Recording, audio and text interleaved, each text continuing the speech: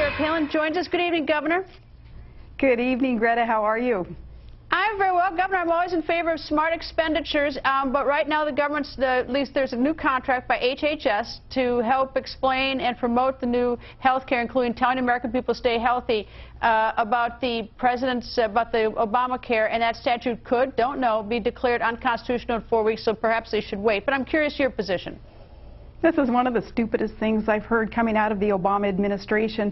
Not only is this, of course, pending in court, and I think it will be deemed unconstitutional, but this is a propaganda piece, which I think violates many of the procurement laws and other laws applicable to government contracts. This is propaganda. It's just promoting Obamacare. And $20 million, take it one step further and find out how did this PR firm even be awarded the $20 million contract. It's crony capitalism on steroids, Greta. The $20 million is going to a firm that employs and has as head honchos Obama surrogates. It's payback for their support of Obama. And this comes on the heels of another $6 million HHS contract that went to another Obama crony who happens to be the crony who Jeremiah Wright alleges was bribed with $150,000 to hush up until the election was over. Connect the dots. This $20 million contract is just part of the crony capitalism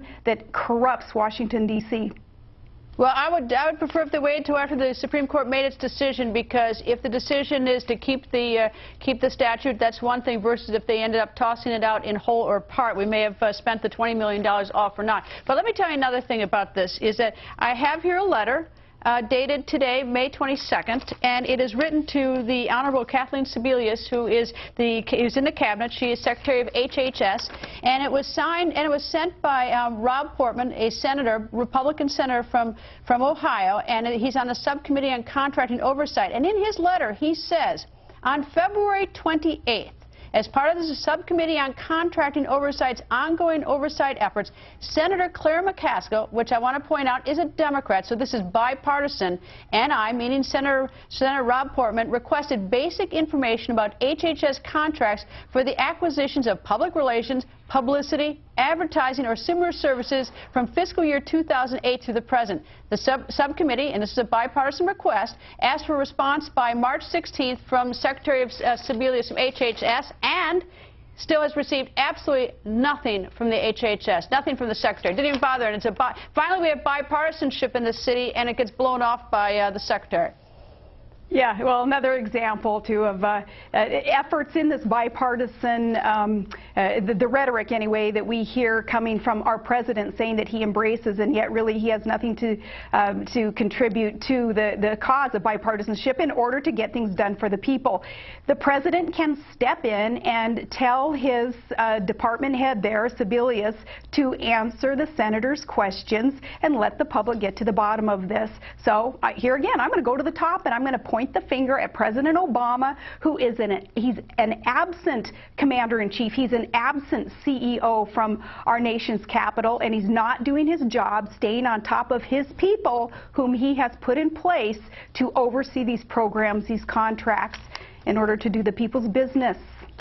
You know, but it's also rude. I mean, it's like, you know, here's a letter from a Republican senator and a Democratic senator to a cabinet officer about very important issues, which result in millions and millions of taxpayers' money being spent, and no reply letter. And it's like, you know, almost 2 months later, you would think that the secretary could at least say to an assistant, could you write these two senators, Republican and Democrat, and tell them I'll get back to them when I can. I'm swamped. But it falls into a dark hole, and just absolutely nothing. But anyway, and you know why he gets away with it, Greta? You know why he gets away with it, though? The president and these cabinet members being rude to our elected officials trying to do the people's work, because the media lets them get away with it. You're the first reporter, the first host that I have heard even bring this up, and I hope that others will follow suit and get to the bottom of it. All right, let me move on to the vice president. He says at the Tea Party, he gave a speech today on economics, part of a campaign speech, and he said this about the Tea Party. He says, imagine where we would be if the Tea Party hadn't taken control of the House of Representatives. A group, and they're honorable people, but a group set on obstructionism. They have an overwhelming goal to prevent Barack Obama from a second term. Let's talk about this obstructionism. Is that what this is about? Is that, obviously I know that you're a fan of the Tea Party, but what's your response to the vice president on behalf of the Tea Party? Well, the vice president is very, very out of touch with what constitutional fiscal conservatives are trying to accomplish through the Tea Party movement, and that's just to awaken the rest of America to the road that we are on, that President Obama and Vice President Biden have us on, and that's a road towards bankruptcy.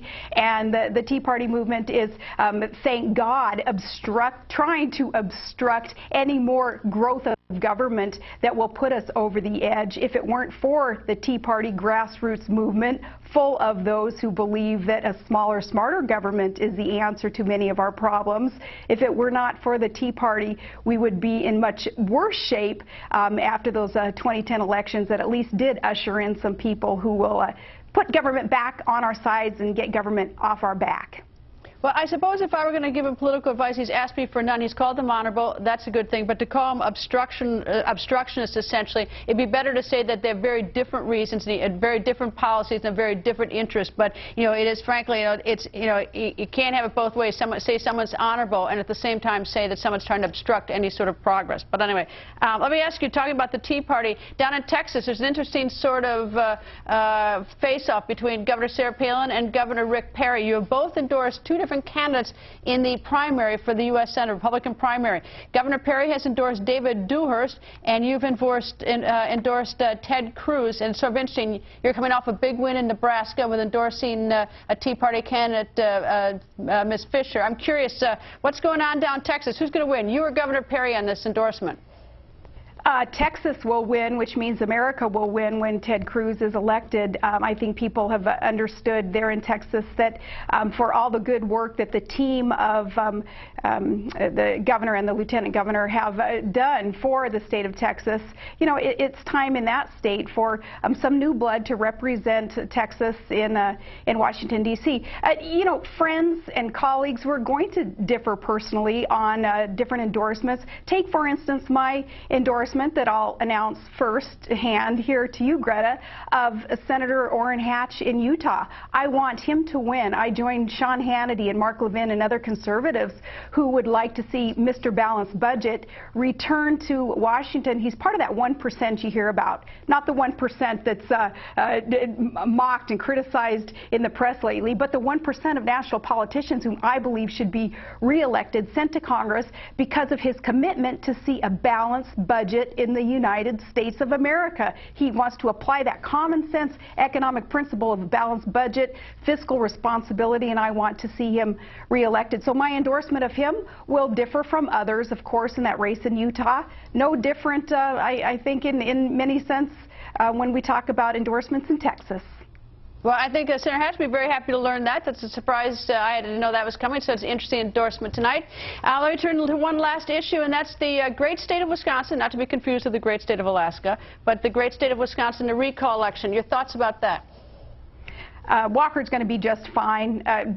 Fiscal conservatives who understand that austerity means living within your means, the little austerity steps that Governor Walker is applying in order to rein in the growth of government and balance budgets there and turn a deficit into a surplus and allow the private sector to create jobs. He's fulfilling promises that he made as a candidate. Walker will win. He will get through just fine this June 5th recall effort. He and his lieutenant governor, and Wisconsin's going to be just fine, which means another part of America will be just fine by allowing a public servant to stay in office who's fulfilling promises, who understands that it's the private sector, it's not government that will solve the problems that we're facing in our economy.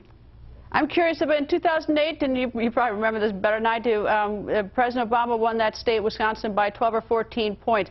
Do you see this June 5th recall in Wisconsin, the governor, as a hint as to what's going to come in November? Because that's one of those swing states, and everyone's sort of curious which way Wisconsin's going to go.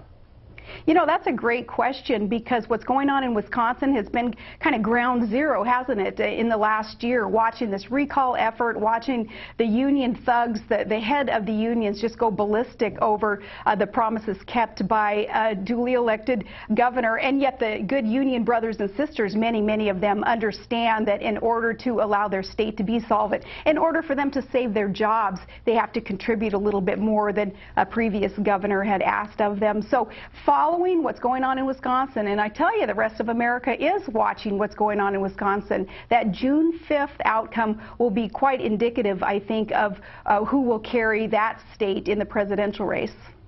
Governor, thank you. Hope to see you soon. Thank you. Thanks so much.